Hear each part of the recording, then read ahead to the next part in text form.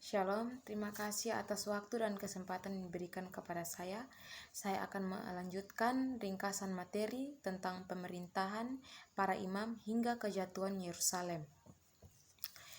Ketika Bait Allah dibangun kembali, para imam menjalankan kewajibannya dan ibadah mereka terus berlangsung, meskipun ada gangguan, hingga penghancuran total Yerusalem oleh Romawi.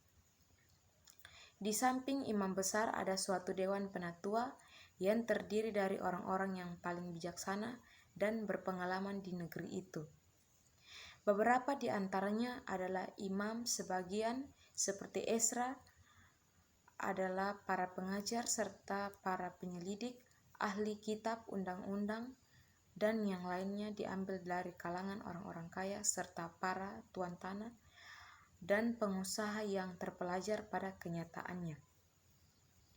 Pemerintahan memang terletak di tangan para aristokrat, alim ulama, yang diwakili oleh dewan ini, yang kemudian disebut Sanhedrin. Pemerintahan para imam ini terus berlangsung hingga zaman pendudukan Persia seperti dinyatakan secara gamblang dalam Nehemia 12 ayat 1-11. Yosefus menambahkan bahwa imam besar Yohanes rupanya sama dengan Yonatan dalam Nehemia 12 ayat 11. Mempunyai seorang saudara bernama Yesus. Peristiwa ini menjadi gunjingan umum di antara rakyat dan pengusaha Persia. Persia imam besar sebagai pemimpin masyarakat dinyatakan dengan sangat jelas dalam permusyawaratan dengan Alexander. Menyerbu Persia dan memerangi Tirus, dia menuntut pada imam besar agar segala dukungan yang diberikan oleh bangsa Yahudi pada Persia dilimpahkan kepadanya. Menurut Yosefus, ketika Alexander menuju Yerusalem, jadua imam besar pada waktu itu menyambutnya dengan suatu arak-arakan. Alexander sangat terkesan dan memberikan penghormatannya pada sang imam yang kemudian menunjukkan ramalan mengenai kemenangannya atas Yudea di dalam kitab suci bangsa Yahudi. Perundingan berjalan dengan damai dan tentara Yunani meninggalkan Palestina serta membiarkan bangsa Yahudi mengurus pemerintahan sendiri.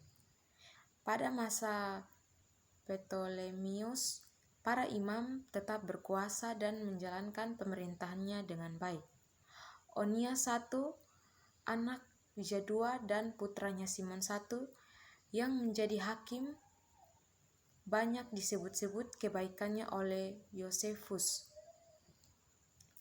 Tetapi lama-kelamaan jabatan imam ini dijadikan suatu dagangan politik yang dibiarkan pada siapa saja yang memberikan penawaran tertinggi. Sang pemenang harus tunduk pada kehendak pemimpin politiknya bila dia tidak ingin kehilangan jabatannya. Sebagai akibatnya, imam besar sangat kehilangan wibawaannya dan hingga zaman Wangsa Makabe hampir sepenuhnya tunduk pada negara. Dengan pemberontakan Wangsa Makabe, citra keimanan berubah. Jajaran pada para imam yang berkuasa selama pemerintahan Wangsa Seleukus digantikan oleh dinasti Wangsa Hasmoneus yang dipelepori oleh Yohanes Hyrcanus, seorang keturunan Makabe. Selama sisa masa pemerintahan Wangsa Seleukus hingga zaman Herodes, jabatan ini tetap dipegang secara turun-temurun, kecuali beberapa penyimpangan yang terjadi ketika Herodes mengubah cara pengangkatan mereka. Sejak kematian Herodes Agung hingga kejatuhan Yerusalem, imam besar kembali menjadi kekuatan politik utama di Yudea. Imam besar berfungsi sebagai penasehat wali negeri Romawi dan tidak jarang tekanan politik mereka menyebabkan pemerintah Romawi harus mengubah kebijaksanaannya.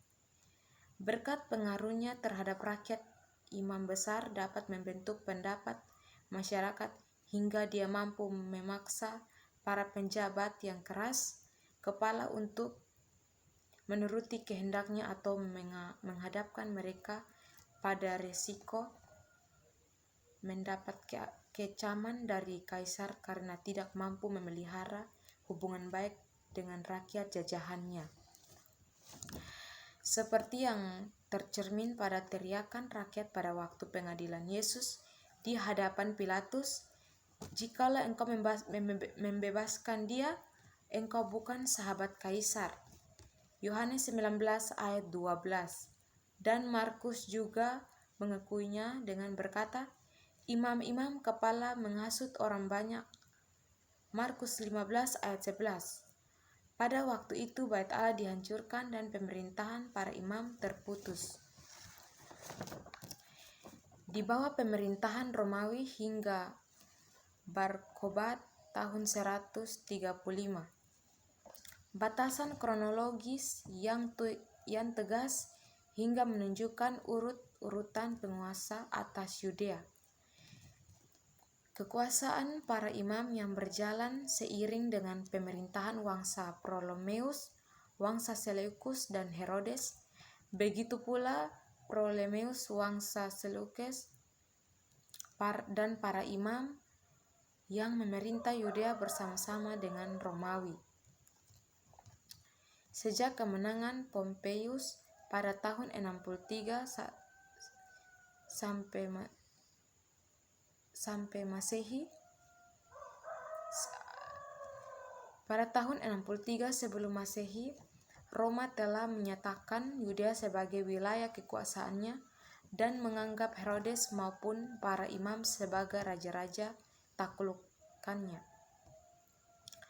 Ketika Herodes Agung meninggal dunia dan digantikan oleh Arkelaus, putranya yang ternyata sangat tidak disukai sebagai pemimpin rakyat Roma. Roma memecatnya dan menggantikannya saat itu dengan beberapa kecualian. Roma memerintah negara itu secara langsung hingga revolusi terakhir tahun 135.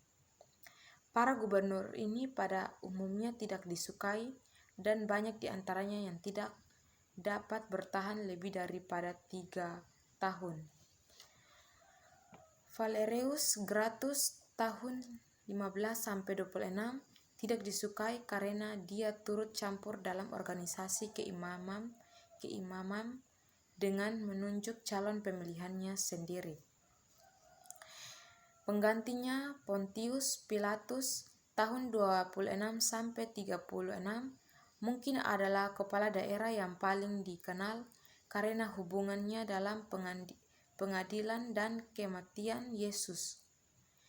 Sejak awal jabatannya, dia sudah melakukan tindakan yang kurang bijaksana dengan bersikeras agar tentaranya memasuki Yerusalem sambil membawa panji-panji yang bergambarkan kaisar.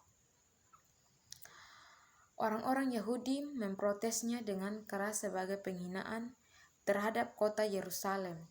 Akhirnya Pilatus mengalah setelah menyadari bahwa perbuatannya tidak akan menghasilkan apa-apa kecuali pertumpahan darah yang sia-sia. Kemudian dia terlibat dalam suatu perselisihan dengan bangsa Samaria dan digantikan oleh Marcellus pada tahun 36. Dinobatkannya Kaisar Caligula pada tahun 37 menimbulkan suatu pergolakan baru. Merasa bahwa dirinya Tuhan, Caligula mengeluarkan perintah untuk mendirikan patung dirinya di dalam Bait Allah di Yerusalem. Petronius, wakil Romawi di Syria, ditugaskannya untuk melaksanakan perintah itu. Maka dan harus menghadapi dilema antara melanggar perintah kaisar dengan tidak mendirikan patung dirinya atau menurutinya dengan resiko mencetuskan perang agama di seluruh negeri.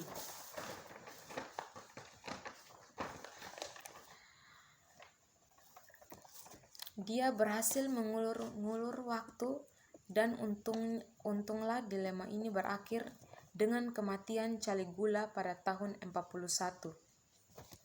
Selama masa ini hingga meletusnya Perang Yahudi pada tahun 66, selalu terjadi ketegangan di antara para penjabat Romawi dan rakyat. Kaum Selot yang lebih besar pengaruhnya di daerah pedesaan dan di dataran tinggi Galilea secara terang-terangan menyatakan perang agama dengan Roma. Para wali negeri harus selalu siap siaga untuk mengatasi keadaan hingga mereka menjalankan kekerasan.